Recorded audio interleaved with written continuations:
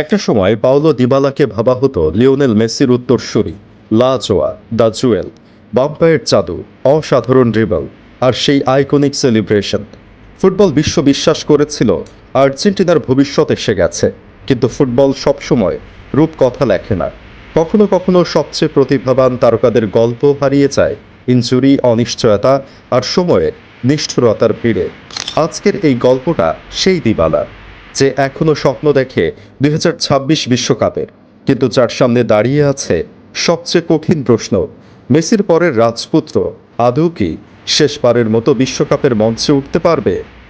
ইতালির মাঠে যখন তরুণ দিবালা বল পেয়ে নাচতেন, তখন অনেকে বলতো এই ছেলেটার মধ্যে মেসির ছায়া আছে।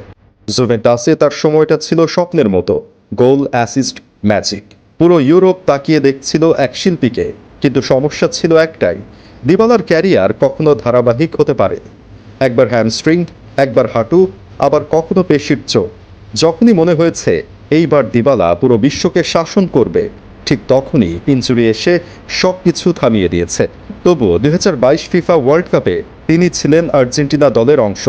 হয়তো নিয়মিত স্টার্টার ছিলেন না, কিন্তু ফাইনালের সেই পেনাল্টি, চাপের মুহূর্তে ঠান্ডা মাথায় গোল করে তিনি ইতিহাসের অংশ হয়ে যান। কাতারের রাতটা ছিল তার জীবনে সবচেয়ে বড় অর্জন। কিন্তু এরপর ধীরে ধীরে বদলাতে থাকে সবকিছু। এস রোমায় যোগ দেওয়ার পর প্রথম দিকে দিবালাকে ঘিরেছিল বিশাল উন্মাদনা। রোমার সমর্থকরা তাকে ভালোবেসেছিল নিচের শহরের রাজপুত্রের মতো। কিন্তু আবারও সেই পুরনো শত্রু, ইনজুরি। 2025-26 মৌসুমে তিনি খুব কম ম্যাচ খেলতে পেরেছেন। হাঁটুর অপারেশন, পেশির সমস্যা, দীর্ঘ সময় মাঠের বাইরে থাকা, সব মিলিয়ে দিবালা যেন নিচের ছায়ায় পরিণত হয়েছেন। সম্প্রতি এক সাক্ষাৎকারে দিবালা নিজেই বলেছেন, আমার লক্ষ্য বিশ্বকাপে খেলা, কিন্তু আগে ক্লাবে নিয়মিত খেলতে হবে, নিজেকে প্রমাণ করতে হবে। এই কথার ভেতরেই লুকিয়ে আছে তার পুরো কষ্টটা। কারণ তিনি জানেন আর্জেন্টিনা এখন আর আগের দল নয়। এখন দলে এসেছে নতুন প্রজন্ম: Alejandro Garnacho, Franco Mastantuono, Claudio Echeverri. তরুণ তারকারা জায়গা দখল করে নিচ্ছে।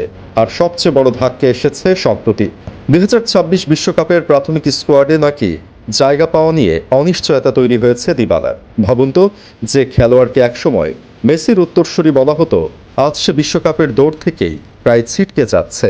এটাই ফুটবল। এখানে প্রতিভা যথেষ্ট নয়, এখানে টিকে থাকতে লাগে ভাগ্য। আর সবচেয়ে কষ্টের ব্যাপারটা হলো, দিবালা এখনও হাল ছাড়েননি।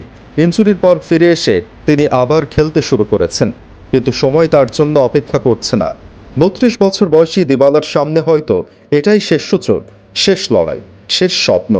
সম্প্রতি তিনি এটাও ইঙ্গিত দিয়েছেন যে রোমার হয়ে হয়তো তার সময় শেষের পথে।